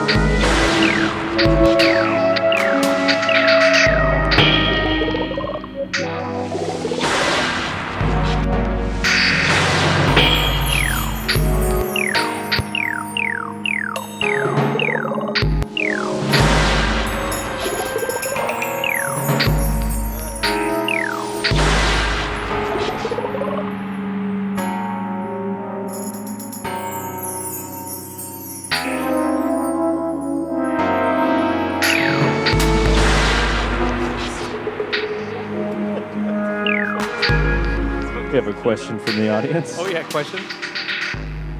Okay, so I really like all this kind of like vignette approach, and obviously there's a very strong sort of 90s net art thing going on here.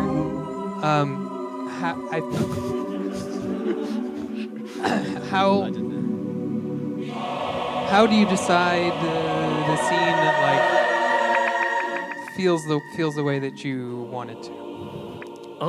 Like, at what point are you like, this is jamming with me in a good weird way versus like a bad weird way, or like a not weird enough way? I mean, I don't know.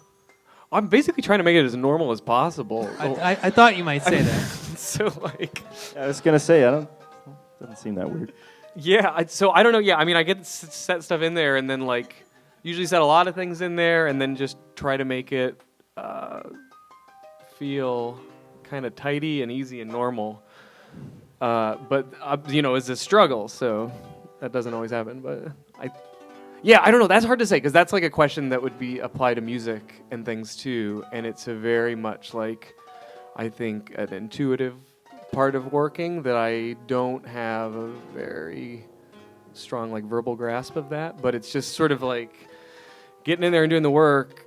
And there's a sort of materialist language that exists between all the different things, and yeah. We have another question. I think Doc's got a question back here. Yeah, let's get this as an educational aid. I have, yeah.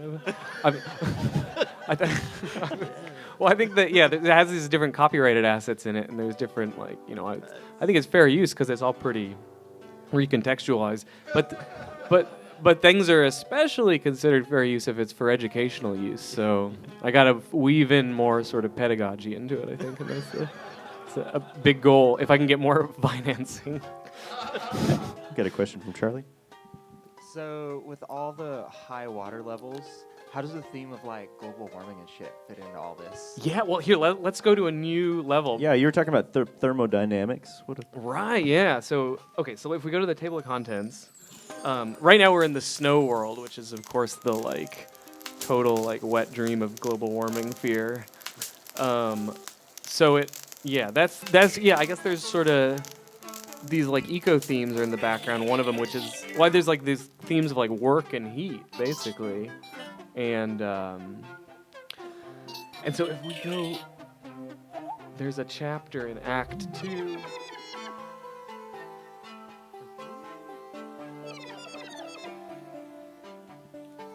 Zero. Zero. Zero. Do you find a lot that sometimes people will be like, oh, you must be on drugs, or find things humorous that you feel like are just a totally sensical formalist exercise that you're doing? And how do you react to that? Yeah, I mean, I think, I don't know. I think some people think that kind of stuff.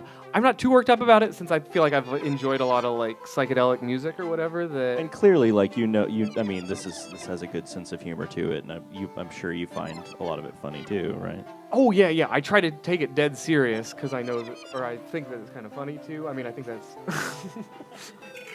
I don't know. I think that's a more fun way to try. So it's all the humor's kind of like accidental because I'm trying to make some like really high drama or whatever with it. But the drug thing, I don't know. I guess that doesn't. I know some people. It's really not about drugs, but I've enjoyed a lot of like music. I think that is by people that seem to be like, half dead or whatever. So I don't want to like sort of dismiss that way of talking about things either. But this is not what it was for me. But it's. But you think, like, as a musician, you're used to seeing patterns, and patterns become really predictable after a while, and anything that kind of shakes it up gives you sort of a surprise, like a pleasant feel. Yeah, I love shaking up the patterns. Yeah, that's like my. I mean, I was talking earlier, like I was giving the examples of moving the sort of musical forms around, and that's such a huge thing for me. Like, I guess I always think of like music as sort of like materialized math in motion, and like so I'm like really not that into like like just like a droning or like really repetitive music that doesn't have much change in it. I'm really into the change. And so I guess I was just sort of exploring that here to an extreme, I guess, because it's sort of a learning piece too. I would be interested in doing another project that tries to constrain sorts of changes into kind of mannerism, but I don't know if my head's there or whatever either. But I'm also Is it North Pole? North Pole, yeah. So about the global warming, we have a chapter. Yeah. We could start. Yeah, let's start in LA. Or actually, can we delay the global warming just briefly? Okay. Because right, Dressel. That is the question. Can we? We'll have a market solution soon. I promise. Yeah. Not eat meat tonight. That'll delay it a little.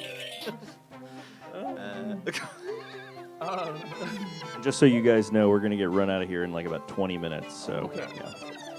Well, let's go to LA? LA Yoga Studio. Yeah, it's got some other stuff. So this is sort of.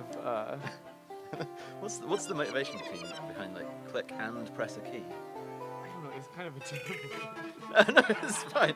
It's just like an extra bit of intentionality. You have to really want to go into the levels. Yeah, I like this idea of like all the keys are things that have. Like I like to think about the like a video game or like the computer too as like an animal. That's another thing about the dog thing. It's like so like all the keys and inputs are like sense organs for it, I guess. Dear Pluto, I received the email. Thank you for telling me by phone that it was you who dictated it, and that the real author was Donkey Koch. I won't be confused by it all now. I'm ready to move forward as Assault. I responded to the mail already. It was addressed to Orpheus. I explained what they already knew, that Orpheus was dead, but I'd take the job. I was ready to take a job, so I was invited out for a week, to a yoga camp in a Los Angeles hangar, which was air-conditioned to freezing temperatures. Members called this space the moon, and I composed music for a good flow, and they judged my energy, to see if I was right for the job.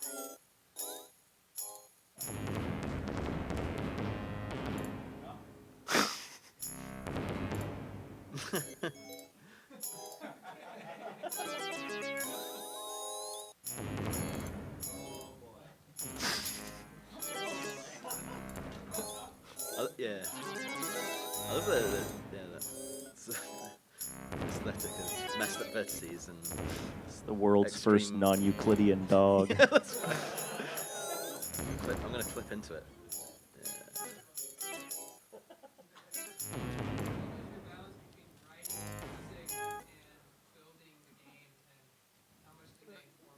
And filming the game, I like that. Yeah. Because it was kind of filming. It's like a lot of play with the camera stuff, but yeah, there was so much stuff to do. I think I started with music, and there would be pieces that I'd be like, "This is something that I want to use for the game," but a lot of that stuff didn't even make it in because it's like not interactive. And then I'd try to make stuff as interactive, and then I'd try to write text.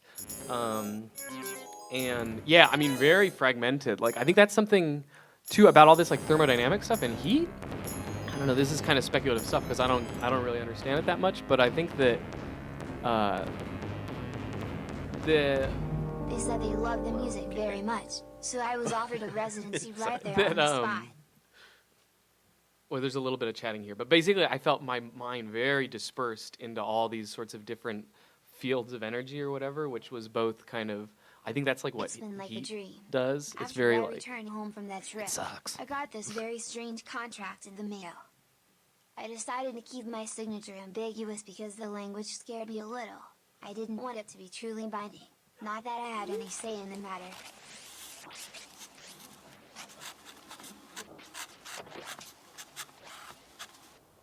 The day after I signed, an assistant named Mr. Koch picked me up and drove me north. I was told I would be able to work in a church, all on my own, and I said that sounded lovely.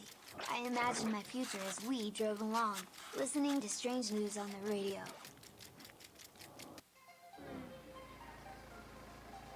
Unity asset store budget for the live here's stream. the global warming scene. Some of the Earth's coldest regions are looking a little greener lately. That's according to a NASA-funded study which found global warming is pushing trees further and further north towards the Arctic. bringing lush vegetation to areas that were once barren. Researchers found this is all due to a, quote, amplified greenhouse effect. As temperatures increase, the duration of snow cover on the ground gets shorter.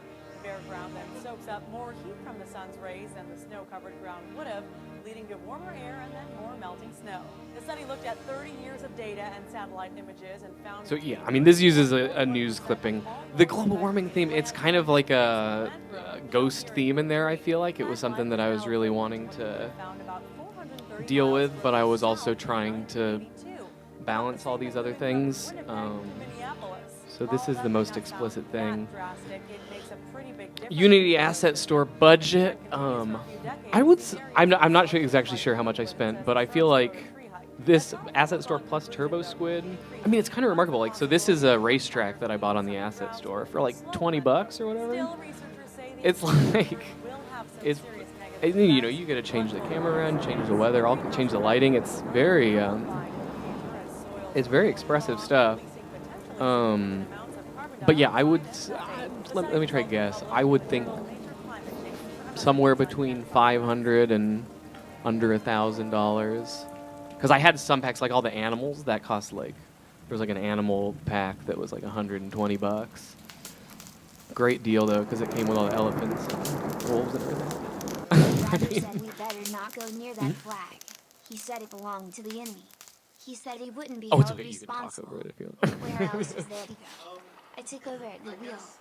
I anticipate your answer to this being, there are no glitches, what are you talking about? I played Panoramical and I felt like, you had a very, like, even though, like, you don't obviously have, like, collision protection or anything happening in a game like that, you have a very, like, polished presentation. And then there are a lot of wonderful games in, like, game history, like Daggerfall, I think is kind of the classic example, where it's like this gigantically huge world. Yeah, it's glitchy. Get over it. Like, Get that's what we gave you. And you seem to have taken that to like a much greater extreme and made it so much.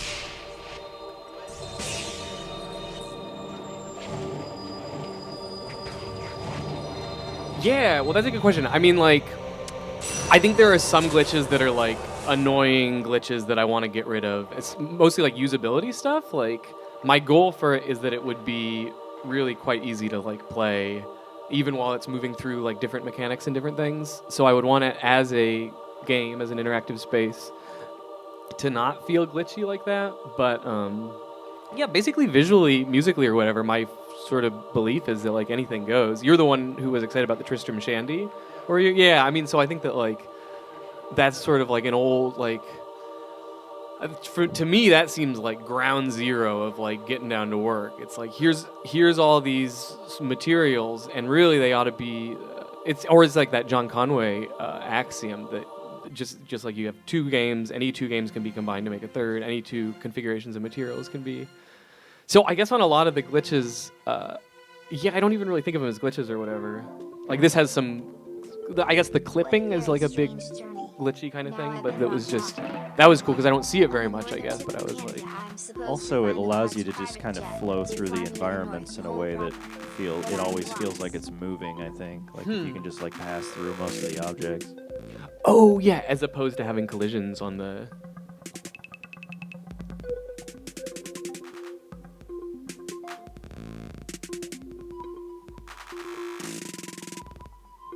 Bear is not going to help you get your house back. He's hanging out with the fox already.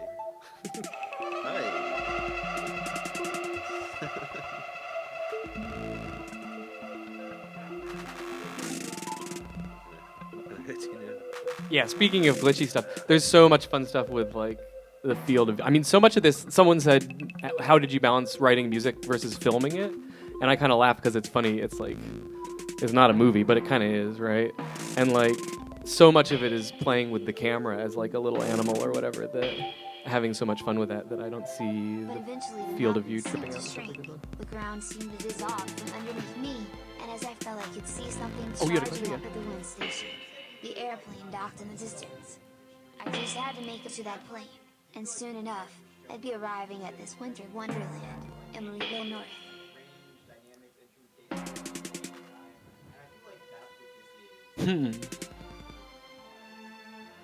Yeah, yeah, and I mean, yeah, on the Schoenberg music, I had that listed on the document. I think that you saw that. I had, yeah, and I mean, of course, the Schoenberg stuff's really systematized some of the later like serialist stuff. But yeah, this is sort of like free atonality as opposed to serialist atonality or whatever. But yeah, I think that's something that the music of Schoenberg's that I like more. I don't know if I like that as like.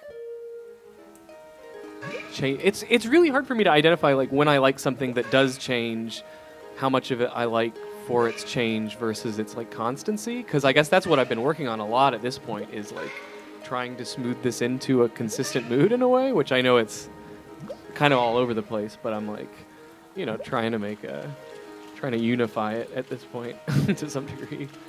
It's a lot of recurring motifs. Like, Recurring, yeah. Like visual stuff. yeah, like the plane is obviously.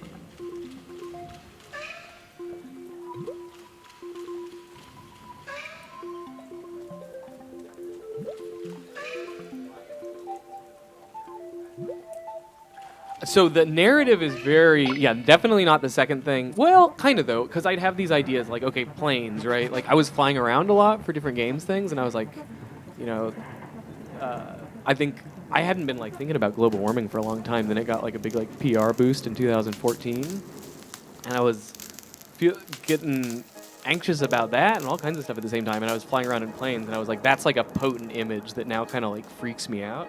So I was kind of gathering potent images, I guess, which like a plane is potent. Dogs are very potent. Everyone has sort of associations with dogs. It was funny, last year when I was working on it, I was in LA and there was a cute little dog and I pet it and it nearly ripped my finger off. Bit right into it, dug right in it, and I like took my finger away from it and it looked like a hot dog that you sort of like slice open to let it breathe or whatever. And so that sucked, but like, I love that, you know, these dogs are so cute and friendly, but then they're also like horrible monsters. So there, yeah, I think as far as narrative stuff, I was gathering all kinds of potent imagery or these like, here's another flooded area. This is the North Pole seastead that was supposed to be all cozy, but it kind of flooded. So that was,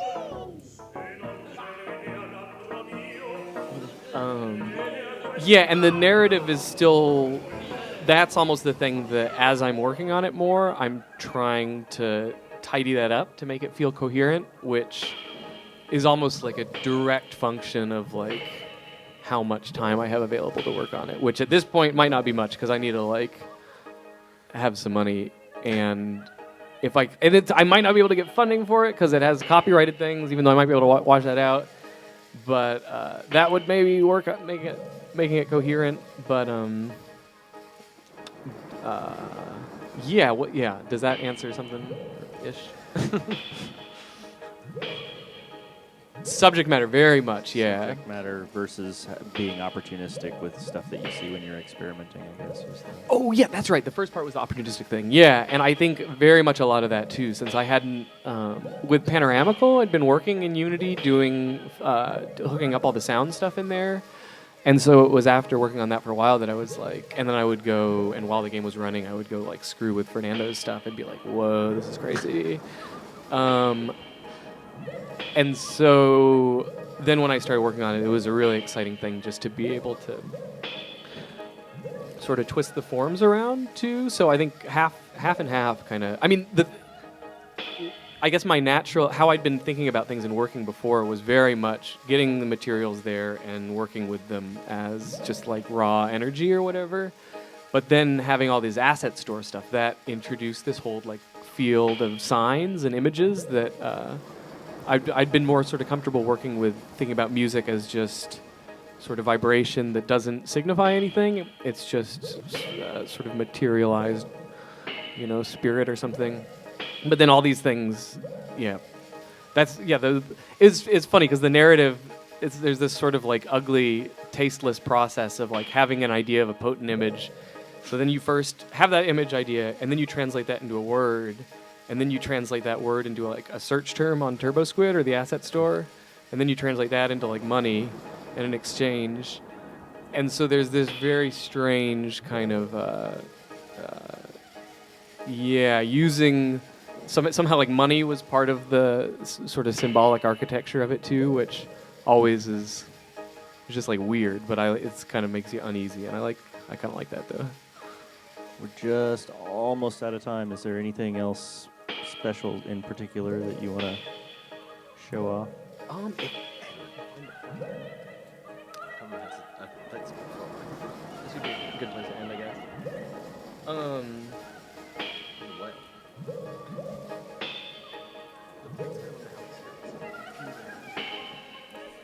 There's the plane.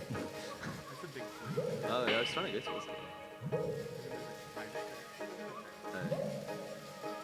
Is this the dog's private jet that we're going to? This is probably Mr. Cokes. Oh, okay. But the dogs are given privileged access to it because they're good workers.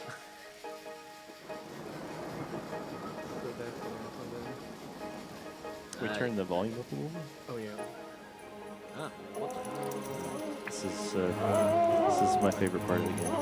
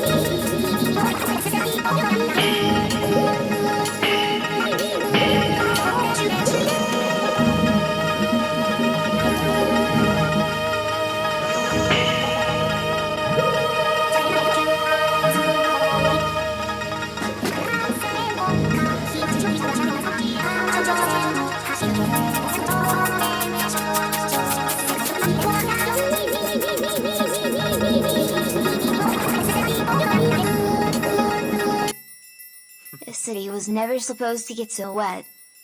Emeryville North was going to be Christmas every day. The financiers were furious. The purchase of the North Pole was supposed to be proof of the cold. I returned to the airplane, and slept. While I was asleep, and